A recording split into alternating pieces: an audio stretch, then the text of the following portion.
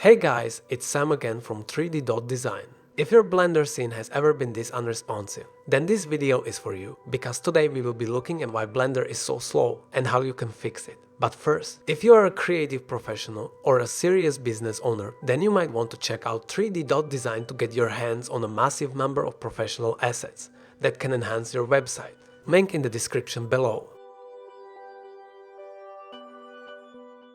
Technically, Blender isn't as much slow as it has the potential to be really slow. In fact, when a default Blender scene is opened, it is actually not slow at all. However, with just a few adjustments you can soon find yourself sliding through the program, with a single click taking a minute or more to register. There are many reasons for this, but the first on the list is that Blender's slowness is actually a side effect of its freedom. As there is no cap to how far you can push the program, there is also no cap to how much resources it can use. Unfortunately for us, that means that there are many performance traps that can bring a great scene to its knees. But fortunately for us, however, there are also almost always a fix for these problems. So let's take a look at these issues and how we can mitigate them. There is unfortunately no way around it.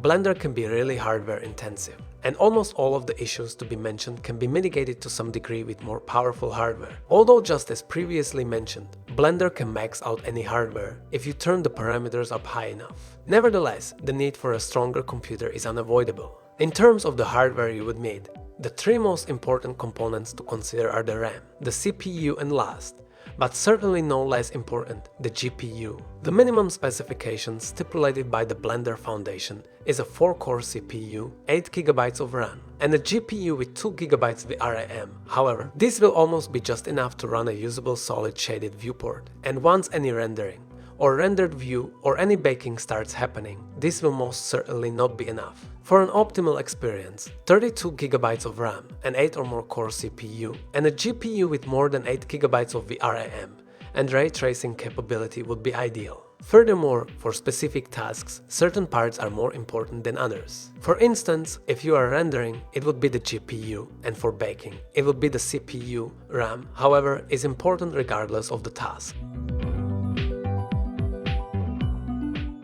When navigating the viewport or rendering a scene, there are many things that can slow down your workflow, including the number of polygons, the resolution number of certain modifiers, texture resolution and shader complexity, caustics, simulations, and many more. The first thing to do in both the viewport and the render would be to go to the Simplify tab for each. In there, you can turn down the maximum number of subdivisions, as well as the maximum texture resolution, which would already make a big difference. Next, make sure that all physics simulations in the scene are baked, as unbaked simulations take a lot of calculation to run and might render incorrectly as well. Another thing that can be baked would be the textures, as baking complex node shaders down to 4 or 5 image texture maps will save a lot of resources. The same goes for the poly count in the scene. If an object is considerably high in face count, consider baking the details into a normal map onto a lower poly object. After all of that, for the render, there are a few settings under the light paths that can speed up the process as well. Firstly, all of the light bounces can be brought down to 4 instead of 8 or 12, as you will almost always get the same result, but it will save some time.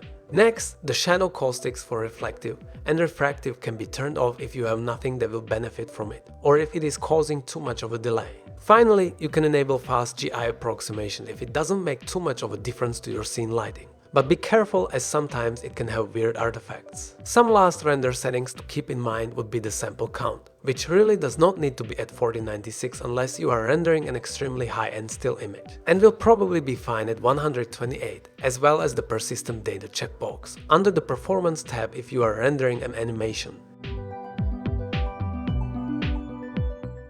For the system settings, there are three main ones to be aware of. Firstly, you need to select an API that would be compatible with your graphics card, so that you can use your GPU for rendering. For NVIDIA, this will be CUDA, and for AMD, this will be HIP. Intel Arc uses OneIPI. Another important setting would be to set the maximum video memory used, which is very often not set to your graphics card's maximum. Finally, make sure you set your graphics card as your rendering device, otherwise it will use your CPU and slow you down. While there are many more things that can cause Blender to slow down, mainly because it can be a very unpredictable piece of software, I hope this video puts you on the right track to speed up your workflow and efficiency. That will be all for today's video. If you enjoyed it, make sure to leave a like and subscribe to make sure you don't miss out on future videos. And once again, if you want to get your hands on some amazing 3D assets, check out 3D.design in the description below. Thanks for watching.